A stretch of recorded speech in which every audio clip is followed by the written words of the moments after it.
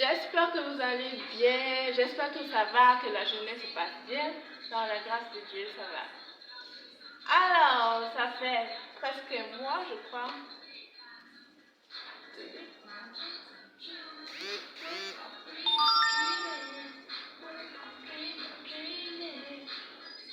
I got you to make my dreams come true. Wake up, dream or dreaming. Ok, c'est de la bonne musique.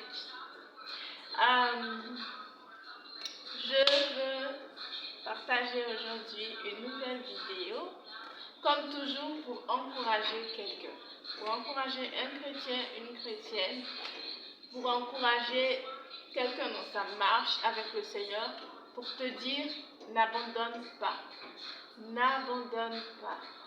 Dieu est fidèle et crois en sa fidélité.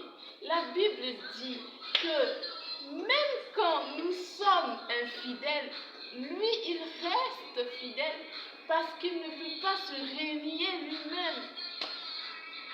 Dieu ne peut pas se renier lui-même, c'est sa nature, il est fidèle de nature. Nous ne sommes pas fidèles de nature. C'est pourquoi on peut être fidèle pendant un temps et après être infidèle. Mais lui, c'est sa nature. Et il est tel qu'il est. Alors peu importe le nombre d'années que ça va prendre, crois en Dieu et crois en ce qu'il est en fait. Parce qu'il ne t'a pas abandonné.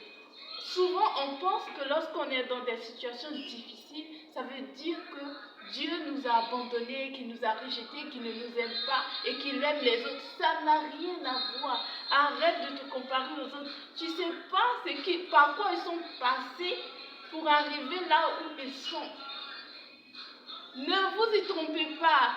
Les réseaux sociaux nous trompent aujourd'hui. On voit des gens sur les réseaux et tout. Aujourd'hui, par la grâce de Dieu, Dieu les a élevés à des postes à un certain niveau. Et on se dit, oh, Dieu les aime plus que nous ou quelque chose. Ils sont... Non, non, non, non, erreur. Ils sont passés aussi par le désert, ils sont passés aussi par des temps d'échec, ils sont passés aussi par des temps de pleurs, par tous ces moments difficiles que toi tu passes. Souvent même il y en a qui vivent pire que ça en fait. Il y en a qui ont vécu pire que ce que toi tu vis aujourd'hui. Alors ne te compare pas, ne te compare pas. Toi reste fidèle. Reste fidèle dans ta marche avec le Seigneur et tu verras. Il ne va pas t'abandonner. Bon dit, c'est Dieu même lui-même qui a dit, je ne t'abandonnerai point, je ne te délaisserai point. Dieu il ne peut pas se réunir, c'est sa parole. Sa parole, Dieu ne ment pas. Il n'est pas un homme pour mentir. Il ne ment pas. Donc ce qu'il a dit là, il le fera. Peu importe le temps que ça va prendre, il va le faire. Alors aujourd'hui, je veux t'encourager et te dire que si tu passes par un moment difficile en ce moment, sois forte ou fort. Tiens bon, n'abandonne pas. Tu verras en un claquement de doigts, Dieu peut changer toutes choses, je t'assure. Je t'assure, toi qui me suis aujourd'hui, je t'assure, en un claquement de doigts, avec une seule parole, un seul mot, Dieu peut changer ta vie. Et si peut-être que tu vois que la situation persiste, c'est qu'il y a quelque chose que Dieu veut.